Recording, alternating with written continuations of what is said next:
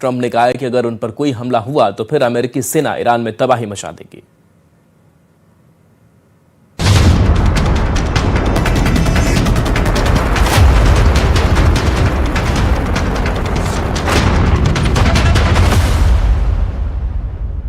If I don't like it, if they don't behave, we'll go right back to dropping bombs right smack in the middle of their head.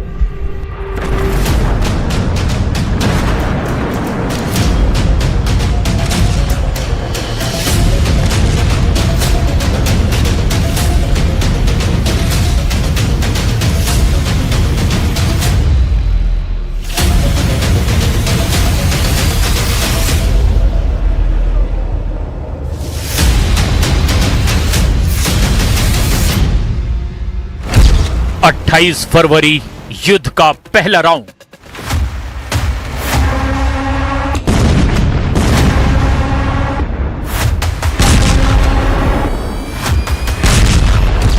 सात जुलाई युद्ध का दूसरा round.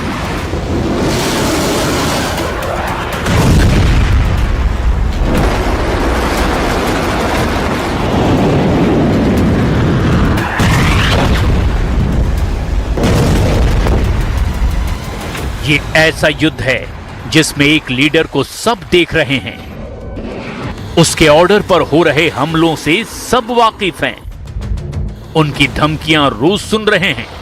Donald Trump दुश्मन को मिट्टी में मिलाने का दावा फिर कर रहे हैं। Just hit them very hard, and I say we hit them 20-1. Every time they hit us, we're going to hit them 20.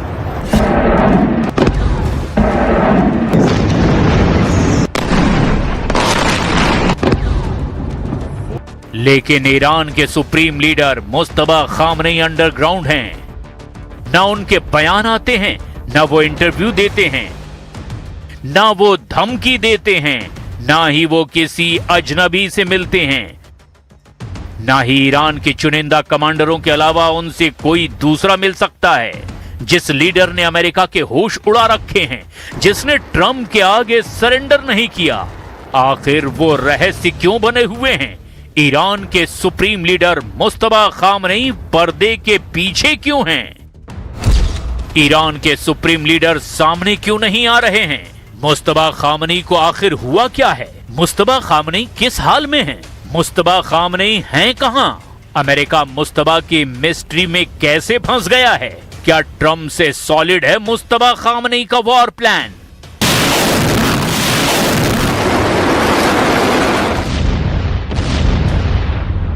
युद्ध के दूसरे राउंड तक ईरान का डटे रहना ही बड़ी बात है। अमेरिका से समझौते में भी ईरान की ही जीत मानी गई थी। अमेरिका ने हाल ही के युद्ध में खुद को विजेता कहा, लेकिन ट्रंप ने शुरुआत में जिन मुस्तफा को सुप्रीम लीडर मानने से साफ इनकार किया था, उन्हें ही 4 जून को ग्रेट लीडर बताने लगे। ये ट्विस्ट कहानी की हकीकत बताने के लिए काफी है।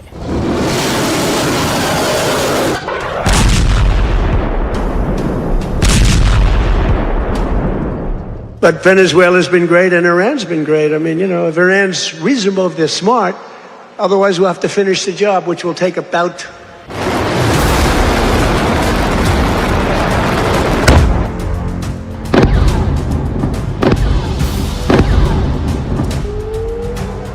इस बात में कोई शक नहीं कि मुस्तफा खामनेई सही सलामत हैं, लेकिन 3 मर्तबा मुस्तफा की मौत की अफवाह उड़ चुकी है। पहला मौका 28 फरवरी 2026 को तेहरान में ईरानी लीडरशिप के सफाई के वक्त, जब अली खामनेई के साथ 70 लीडर की मौत का अलर्ट आया था। इसके बाद अप्रैल 2026 में मुस्तफा खामनेई की गुमशुदगी और गंभीर रूप से घायल होने की बात से मौत की अफवाह उड़ी। अब तीसरी बार जब अली खामनेई के अंतिम संस्कार में मुस्तफा नहीं दिखाई दिए, तब भी उनके जिंदा होने पर शक जाहिर किया जा रहा है।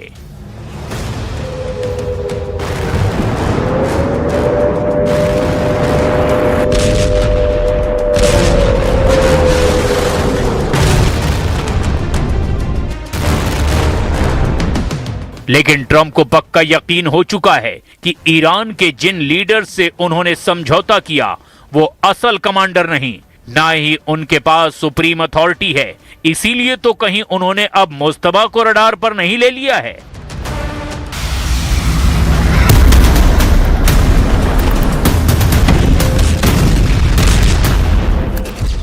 सत्रह जून 2026, पैलेस ऑफ वर्साई, फ्रांस।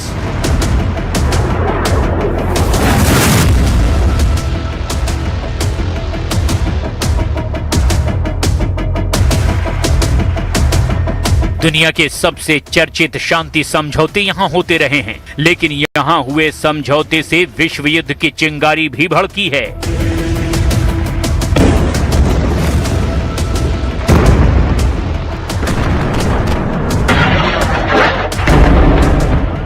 फिलहाल पैलेस ऑफ वर्साई में भी हुआ लेटेस्ट युद्ध समझौता धुआं धुआं हो गया, जिसके बाद वर्ल्ड वॉर का सायरन बज गया है। 17 जून को डोनाल्ड ट्रंप व्हाइट हाउस से 6000 किलोमीटर दूर फ्रांस के पैलेस ऑफ वर्साई पहुंचे थे। उन्होंने ईरान से युद्ध समझौता किया। समझौता करने वाले सब ने राहत की सांस ली। दुनिया भर को सुकून मिला कि ईरान अमेरिका युद्ध का आखिरकार अंत हो गया। मगर ट्रंप का जतन महज 20 दिन तक काम आया। 21वें दिन उनका दिमाग फिर गर्म हो गया। उन्होंने ईरान को फिर बम मारना शुरू कर दिया। अब की बार इतना भयानक हमला हो रहा है कि तबाही का अंदाजा तक नहीं लग रहा।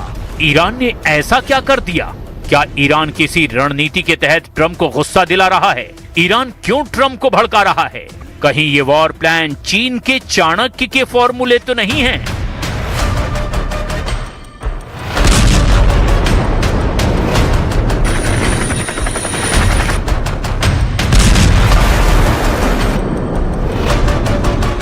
इन्हें चीन का चाणक्य कहते हैं। नाम है sun tzu, जिन्होंने तमाम उम्र युद्ध में गुजार दी, लेकिन कभी किसी युद्ध में नहीं हारे।